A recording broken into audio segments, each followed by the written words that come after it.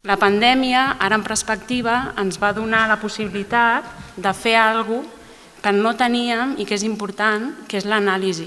Nosaltres érem un col·lectiu que, com ells, vam aparèixer en un moment social molt potent i vam entrar en poques propostes concretes de què fer des de govern.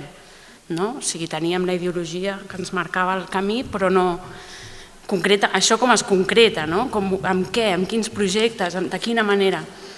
Viure la pandèmia i gestionar la pandèmia ens va donar la possibilitat, a part de patir un munt, perquè aquí a Mediona tenim una residència on van morir 40 iaios, d'analitzar les necessitats bàsiques que no estan cobertes i que són importants de cobrir.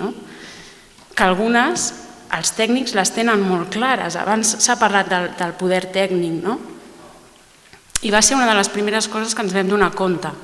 És què passa amb l'equip tècnic, què són els recursos humans d'un ajuntament, que és el que està constantment allà i nosaltres som els que anem i venim.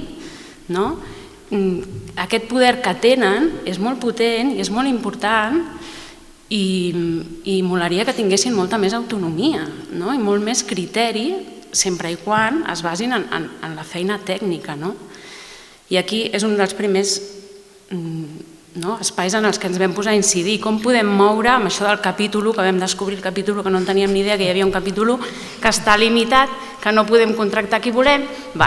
Concursos, externalització, Consell Comarcal, el Consell Comarcal t'ofereix unes coses minces, i comences tot un diàleg intern d'equip de com podem fer que aquest equip tècnic porti a la pràctica el que nosaltres, perquè al final tu no tens temps de fer tot això. I va ser un dels primers esglaons, que just després de la pandèmia ja vam començar a reforçar tant com vam poder. Anant a les cures, una de les coses que també es parla molt poc és el llenguatge del poder. Aquesta forma de comunicació que es basa en la manipulació. Jo vull arribar allà i faré el que sigui per arribar allà i et diré el que sigui en qualsevol moment i llavors la confiança és molt difícil de teixir en un govern de 7 persones. I això sí que ens hi hem posat també, com a posar-ho sobre la taula. Escolta, digue'm exactament què vols fer perquè si no ens perdem la vida intentant-nos entendre. Tu no vols pujar l'IBI? Doncs digue-m'ho, no vols pujar l'IBI, ja està, jo sí.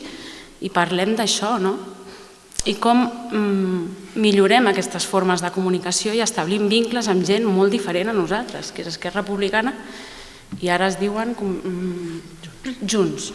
I és com, que al final són coses molt poc visibles, però que ens semblava, que ens fan més fàcil el treball quotidià allà dintre.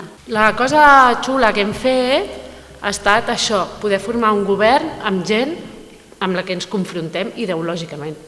Tenir una persona de Junts al grup, i hem pogut traçar unes línies, uns pactes mínims que ens han permès.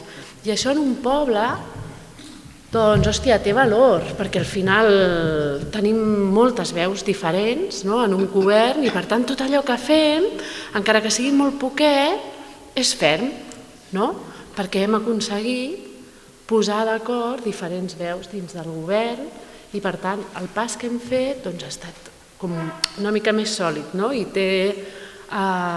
està rebut per molta més gent com quelcom necessari i que per tant pot durar una mica més.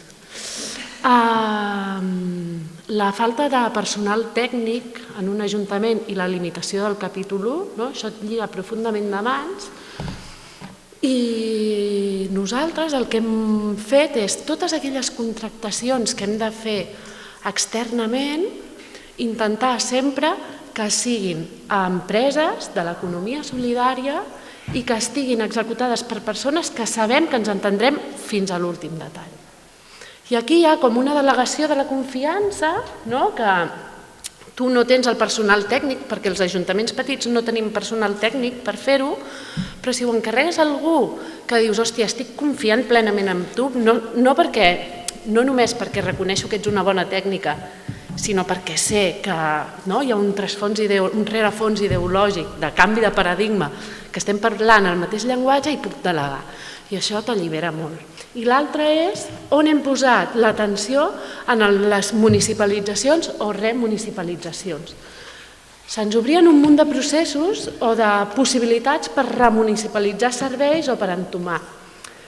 I un d'ells era l'aigua. I us hem de dir que vam iniciar un procés amb la MAP i ens van dir podeu tombar el contracte de l'aigua. I no ho hem fet.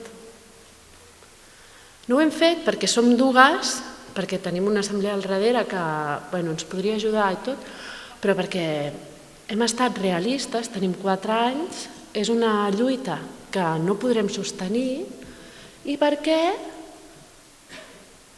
hem posat la municipalització de quelcom molt invisible i que sí que pensem que té mirada feminista, i és les cures.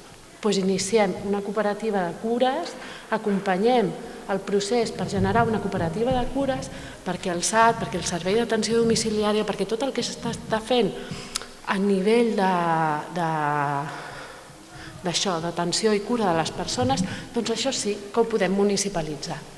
I potser no té tant glamour com municipalitzar un contracte d'aigua, però cuida molt més les persones que viuen al municipi, dones, gairebé totes elles, immigrades, gairebé totes elles, que, bueno...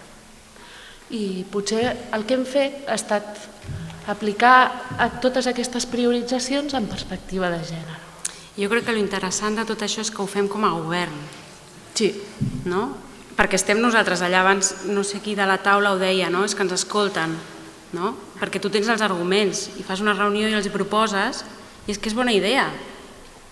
No? L'energia la poses tu i aquí és on hem fet el treball amb tot l'equip tècnic perquè, clar, fer això que està dient la Mireia de la cooperativa de cures, estem parlant d'un col·lectiu molt vulnerable del municipi, sense transport, no? Previ a això s'havia ampliat hores a la psicòloga, per posar un exemple molt concret, i s'ha fet tot un treball d'acompanyament i això ho fa l'equip tècnic, nosaltres no, però tot això ho has de dissenyar. I el potent és que es fa com a govern, que el govern agafa els pressupostos i dobla drets socials perquè tu li fas aquesta proposta. Clar, això gràcies a que vam fer tot un acompanyament amb una cooperativa que ens va ajudar en el diàleg i no és un diàleg de confrontació, que nosaltres vam arribar a un nivell de confrontació altíssim i no és pràctic, perquè al final la confrontació a dintre de govern l'únic que fa és entrar en una discussió constant i tens el poble per gestionar.